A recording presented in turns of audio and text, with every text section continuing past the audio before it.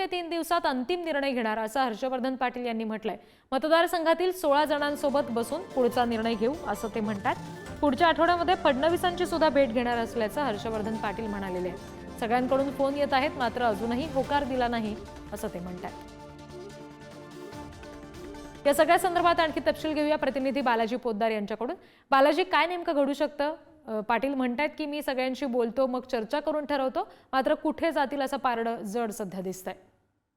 नक्कीच महायुतीमध्ये अजित पवार आल्यानंतर हर्षवर्धन पाटलांचं काय होणार याची जी चर्चा होती ती गेल्या अनेक दिवसापासून होती। काही दिवसापूर्वी ते आपल्याशी बोलताना सुद्धा म्हणाले होते की माझं पालकत्व देवेंद्र फडणवीस यांनी स्वीकारलेलं आहे। मात्र गेल्या काही दिवसापासून हर्षवर्धन पाटील शरद पवारांच्या राष्ट्रवादी काँग्रेस पक्षाच्या संपर्कात असल्याच्या ज्या चर्चा होत्या त्यावर आता कुठेतरी शिक्कामोर्तब होते आणि हर्षवर्धन पाटील असे सूतोवाच करतायत की मला अनेक फोन येत आहेत, मात्र मी निर्णय घेण्याच्या प्रतीक्षेत आहे। ते नेमकं कुणाची प्रतीक्षा करतात हे पाहणं महत्वाचं आहे। त्यांनी असंही सांगितले की देवेंद्र फडणवीस यांच्यासोबत मी भेट घेणार आहे।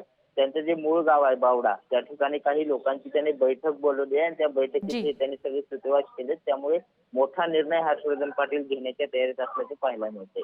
निश्चित बालाजी, धन्यवाद दिलेल्या माहितीसाठी।